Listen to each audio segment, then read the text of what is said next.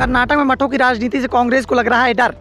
कांग्रेस को उम्मीद, राजनीतिक दलों से दूर रहेंगे धार्मिक मठ।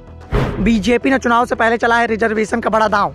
एक दशक पहले दक्षिण भारत में कांग्रेस का जलवा हुआ करता था। अधिकांश राज्यों में कांग्रेस की सरकार हुआ करती थी, लेकिन अब कांग्रेस के पास किसी भी राज्य की सत्ता नहीं है। तमिलनाडु में कांग्रेस नाम के लिए सत्ता की सहयोगी है, क्योंकि सरकार उसके सहयोगी डीएमके की है, लेकिन इस सरकार में कांग्रेस का एक भी मंत्री शामिल नहीं है, सिर्फ चुनाव लड़ने का समझौता है। दूसरी ओर दक्षिण भारत में एक समय एक सांसद और विधायक के लिए तरसने वाली बीजेपी आज एक राज्य में सरकार है, तो केंद्र शासित पुडुचेरी भी सरकार में शामिल है, लेकिन इस बार उसके शासन वाली कर्नाटक की सत्ता दांव पर लगी हुई है। कर्नाटक में विधानसभा चुनाव का ऐलान हो चुका है। 10 मई को वोटिंग होनी है और 13 मई को चुनाव के परिणाम सामने आ जाएंगे। कांग्रेस और बीजेपी के बीच में मुकाबला माना जा रहा है। जेडीएस भी सत्ता की लड़ाई की दावेदारी कर रही है, लेकिन राज्य में एक लड़ाई और चल रही है और वो लड़ाई मठों को अपने पाले में करने की है। दरअसल कर्नाटक की राजनीति में यहाँ के मठों का जबरदस्त प्रभाव देखने को मिलता है। हर जाति समूह के मठ बने हुए हैं जिनका जबरदस्त प्रभाव होता है। बीजेपी और जेडीएस की राजनीति इन्हीं मठों के सहयोग से आगे बढ़ी है। कांग्रेस को इस बात की उम्मीद है कि इस बार मठों का सीधा समर्थन किसी भी दल को नहीं मिलेगा। तो दूसरी ओर चुनाव से ठीक पहले बीजेपी ने रिजर्वेशन का जो दांव चला है,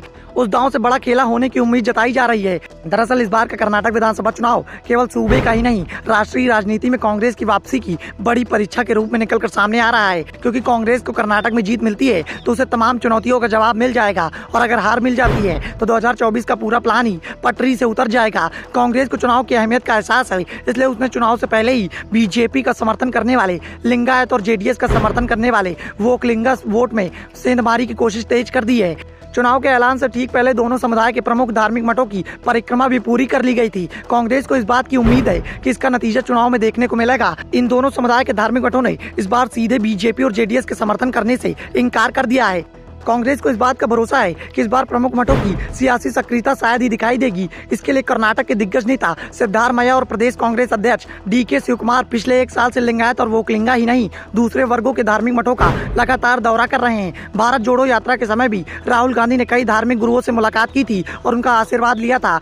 कांग्रेस को इस बात का एहसास है कि येदियुरप्पा के कारण ही लिंगायत समुदाय पर बीजेपी की मजबूत पकड़ है। कांग्रेस के डीके शिवकुमार भी वोकलिंगा समुदाय से ही आते हैं, मगर निर्विवाद रूप से पीएम एचडी देवेगौड़ा इस वर्ग के सबसे मजबूत चेहरे हैं। राज्य में कांग्रेस पहले से ही मजबूत है, उसे हर वर्ग का समर्थन मिलता है। ओबीसी, दलित तथा अल्पसंख्यक परंपरागत रूप से कांग्रेस के साथ रह जाते हैं। इसीलिए कर्नाटक में चाहे बीजेपी अधिक सीटें जीत भी लेती है, मगर कांग्रेस के वोट परसेंटेज को पार नहीं कर पाती। 2018 के चुनाव में भी कांग्रेस को 2% से अधिक मत मिले थे और पार्टी मतों के इस अंतर को 5 से 6% पहुंचाकर कांग्रेस की सत्ता पर आसानी से अपना वर्चस्व कायम कर सकती है। कांग्रेस को इस बात की उम्मीद है कि धार्मिक मठ इस बार चुनाव से दूर रहेंगे, तो बीजेपी को इस बात की उम्मीद है कि येदियुरप्पा के चलते लिंगायत मठों का समर्थन उसे फिर से मिल जाएगा और चुनावों से पहले पार्टी की ओर से अल्पसंख्यकों का रिजर्वेशन हटाकर उसे वोकलिंगा और लिंगायतों के बीच में बांटने का फायदा होगा। अगर वोकलिंगा वोट उसके साथ जाते हैं तो बीजेपी एक बार फिर से सत्ता में वापसी कर सकती है।